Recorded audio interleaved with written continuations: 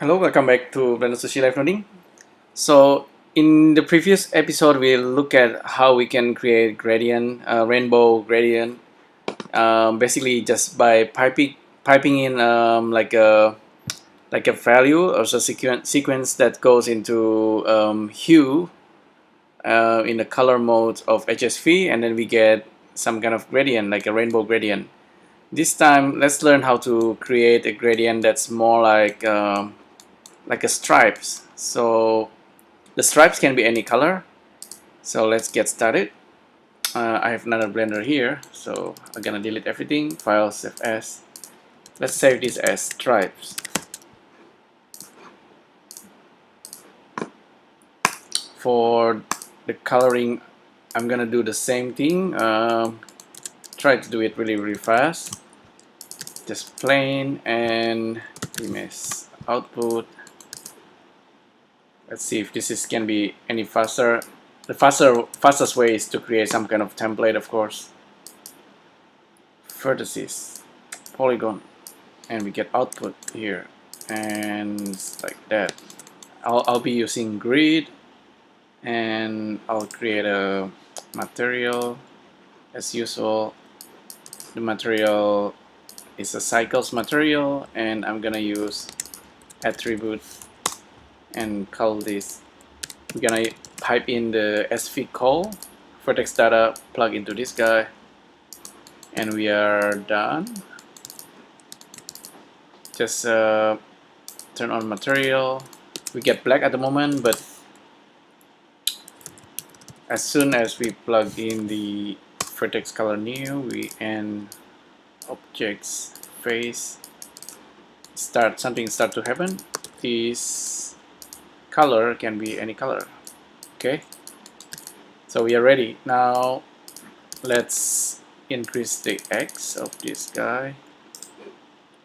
Let's display the wire. Okay, we are good to go now. The next thing we'll do is to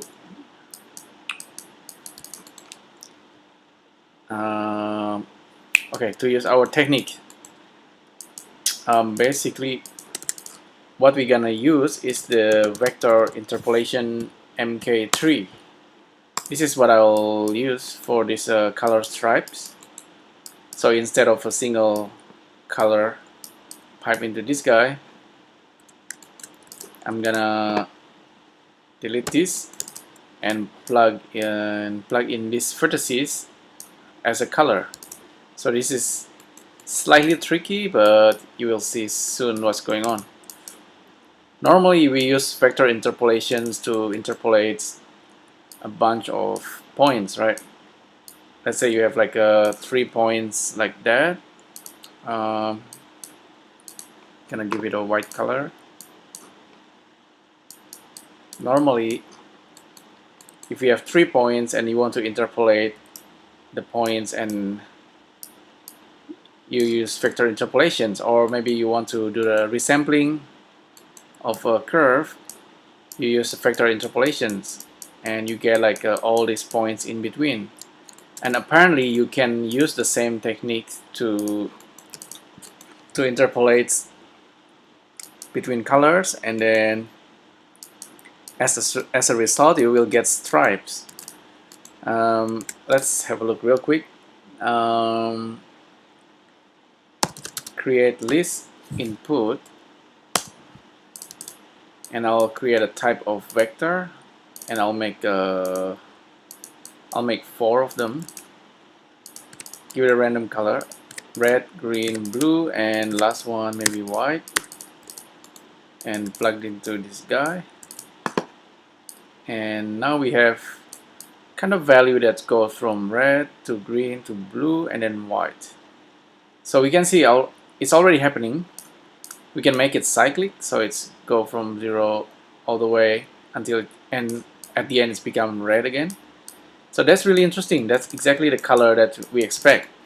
It's almost like color ramp gradient. Actually, we don't have the color ramp yet in Procedural, but it's very similar kind of idea. So if you have a bunch of color and then it will generate this kind of gradient. So in our case, I think this T can be our vertices position, or can also be the color gradient. Let me think. Color in will can generate like a rainbow stripes. We have list input here with the 4 colors, and then we need some kind of value here. The obvious one is to use a range float, but range float, even though it will work, but it's kind of doing it in the sequentially. Okay, so it's depending on the index of the polygon face. If we give it like enough value, it's gonna give like a gradient from red to green to blue back to white and to red, because we have the cyclic on. Maybe turn it off for now. And how many polygon face do we have now? Let me save this. I think we also, since we are using like the face instead of the vertices, it's totally up to you how you want to work with it.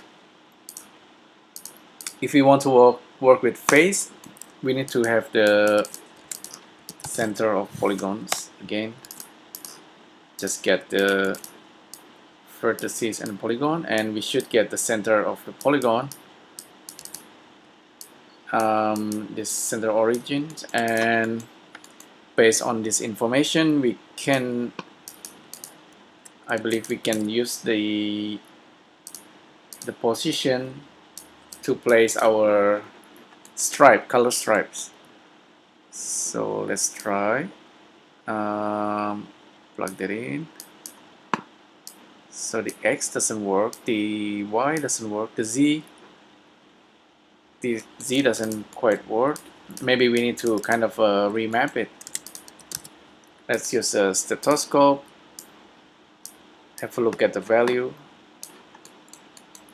The Z is not changing, the Y is actually changing, and the X and the Y actually will work, but I think we need to do some kind of remapping. So map range, depending on how many total number, I think this should actually work. Let's turn on cyclic so we can see the red. Okay, so that's kind of looking quite right. Turn off cyclic. Depends on how many this of this 1 2 3 4 5 6 7 8 9 10 11 12 13 14 maybe 140 then, or 14. In this case 140 because of the the unit value, and actually okay, 14, and new min and max should be correct now, so we can kind of adjust the stripes. Okay, that makes sense. You can perhaps also do some kind of repeat. How do we do the repeat in this case? Maybe if we use the modulo here, in here, perhaps we can repeat it. There you go. I think the repeats start to happen, although it's not like perfectly repeating. Maybe the repeat should be at on this side. I'll try.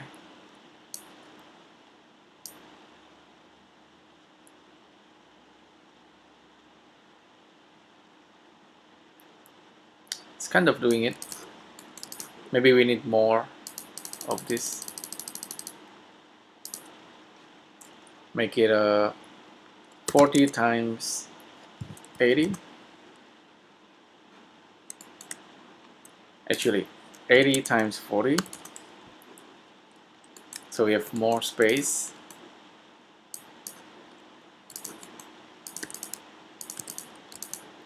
Interesting.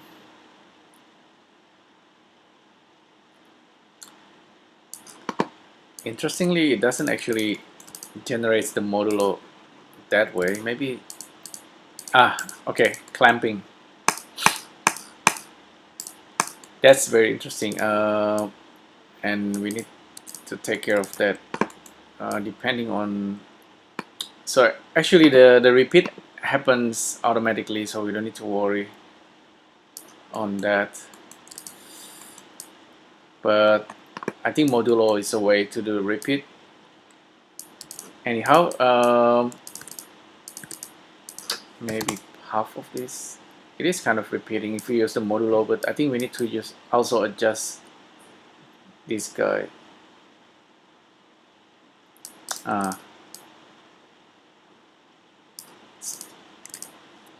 It's a bit tricky, but I'll leave the modulo there. Maybe we need to adjust the number here more properly to get the repeat that we want. Anyway, we have our var value, this stripes, making this a stripe.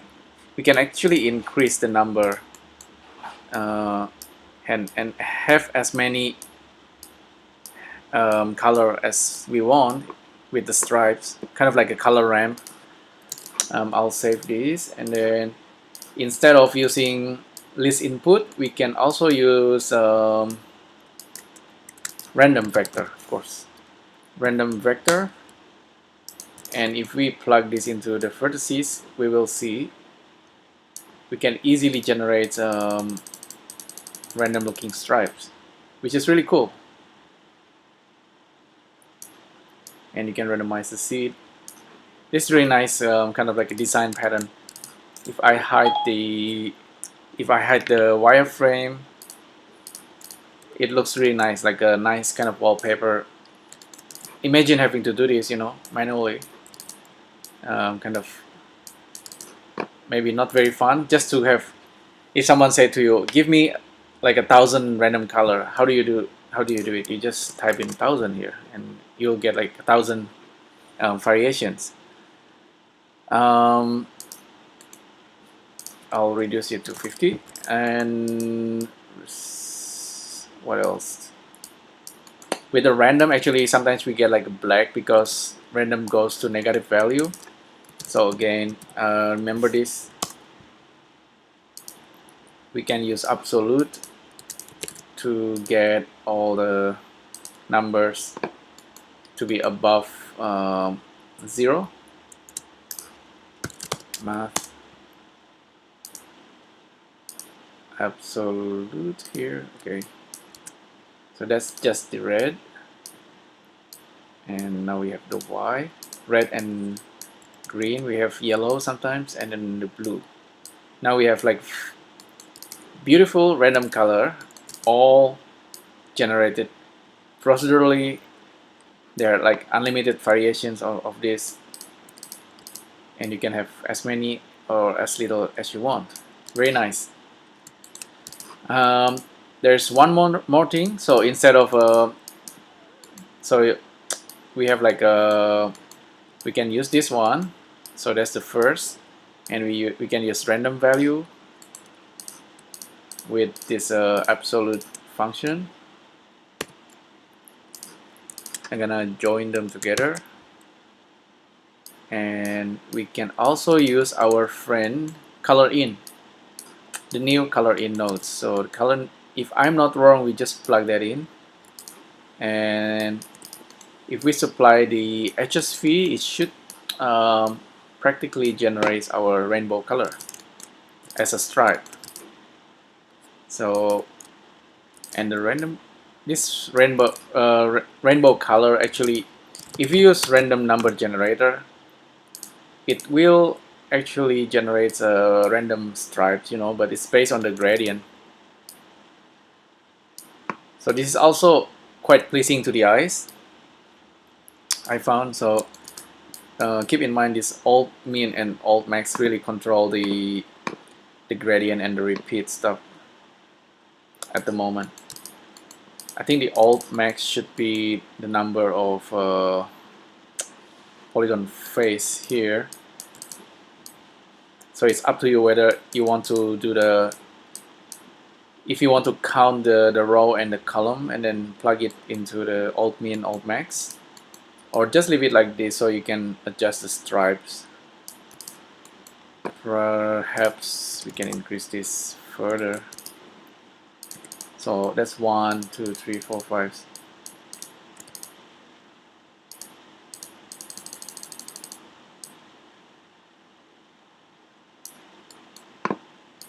So that's interesting. If we get the right number, we get the proper stripe. You can see the repeat and randomize. You kind of see there's like a strong line there. That's actually where the repeat's happening. So I'm gonna kind of adjust this manually. I think 99 is the value. So if you want it to be automatic, really, because this is basing it on the x-axis, we can use the integer integer value and -1. That's the total number of column in this case. X minus 1. So if we have like 100 vertices on the column, this guy -1 equal alt max. And I believe if you use math here and then multiply this by 0.5, in fact if you actually divide this with a number, like 1, 2, 3, 4, 5, that's where you get the repeat. So I'll keep that as well. Clamp on, clamp off. That's totally up to you. So this is the whole rainbow stripes, and we are using random number with our rainbow setup here. So this is the third possibilities to get the color. So this is the first one, this is the second one, and this is the third one. Our like a rainbow generators. Look kind of worse. Face vertices. Vertices dependent on the vertices, so it's up to you whether you want to use that or not. X and the Y, we have this data. We can also use the Y, so we have like horizontal stripes or vertical stripes. The Z doesn't really work in this case, but if you have like 3D objects, the Z gonna work as well. Top view, how many? So this control the number of gradient you wanna have. That's the seed, of course. Random numbers, saturation still work, and then this value works. What's really cool though, instead of rainbow, if you wanna have like other color, you know, like just controlling the brightness. Brightness will work as well. Maybe just black and white. How do we get black and white here? Oh, saturation 0 is gonna be white and black. See, these kind of stripes is so easy to generate now because of this setup.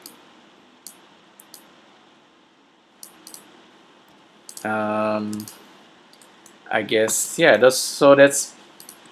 I guess that's pretty much it for this live noding. This is how you can generate random stripes using SprayChop, and we are basically coloring the vertices, the polygon face of each stripes of this plane or grid. It's very effective, I think, and it's also quite fun to do it this way. So you can kind of learn how a value can pass can be generated and then pass as a color, and how the color also being influenced by this factor. It's very similar if you use compositor before or Blender cycles and dealing with materials and dealing with the texture and how you want to mask some areas using black and white. You want to use a vector of the pointiness or vector of the normal, kind of to remap the value from one range into another range. All this kind of thing that's we are doing it inside SphereChalk, and this is just another way to think of it, to learn about all the sequence, how everything works. So yeah, so this is stripes, random stripes, just like a color ramp. Imagine, yeah, if you use a color ramp, you can also do the same thing, but except that because this is procedural and you can generate as much as you want. This is really nice, I think. Oh, one thing, if you this is using the polygon face, so you can see clearly like the line between the polygon face. Sometimes you want that, sometimes you don't want it, so you can switch back to vertices, and again, instead of using the polygon face, you just factor out the position of the vertices instead of the polygon. So you can do it either way. I think the vertices color will do nicer blending, like so. There you go. You see, this is vertices, so you can see the color gradient stripe is a bit nicer and very smooth looking. So sometimes you do want that. Cyclic, actually, if you turn on cyclic, you do have like a nice ending. Okay, so either way, so the polygon face, if you are using polygon face, of course you need to switch on the face here, and you get these stripes. Okay, that's pretty much it for this live noding. Thanks again for tuning in. Any question, suggestion, and feedback, just let me know, and I'll see you in the next video. Thank you.